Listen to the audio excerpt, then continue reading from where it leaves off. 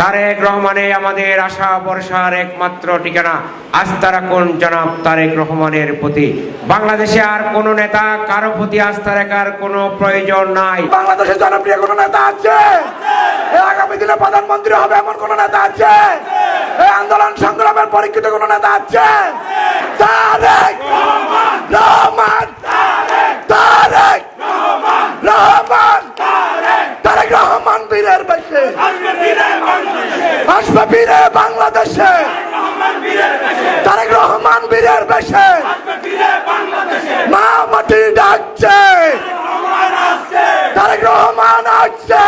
যেহেতু নির্বাচনী প্রেক্ষাপট সকলের বিষয়ে একটা প্রশ্ন আসে, আমি আপনাদেরকে একটা কথা বলতে চাই। আপনারা সেদিন আন্দোলনে গিয়েছিলেন কেন?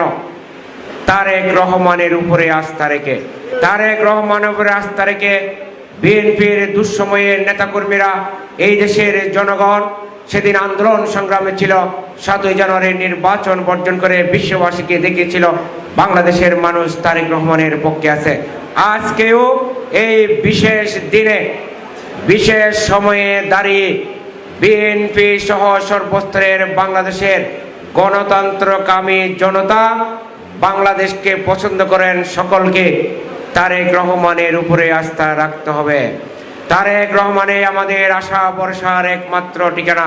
কিন্তু আপনারা যারা অসময়ে আন্দোলন সংগ্রামকে তারেক রহমানের উপরে আস্থা রেখে রাজপথে নিয়োজিত ছিলেন, বারবার আমি আপনাদেরকে একটা বিষয় বলেছি, আপনারা তার প্রমাণের জন্য সারা বাংলাদেশ আপনাদেরকে ঘুরতে হবে না। আনোয়ারা উপজেলা লাইন হেলাল তারেক রহমানের তৃণমূল বান্ধব নেতার যথেষ্ট প্রমাণ। এর চেয়ে বড় কোনো প্রমাণ নাই, এর চেয়ে বড় কোনো প্রমাণ নাই।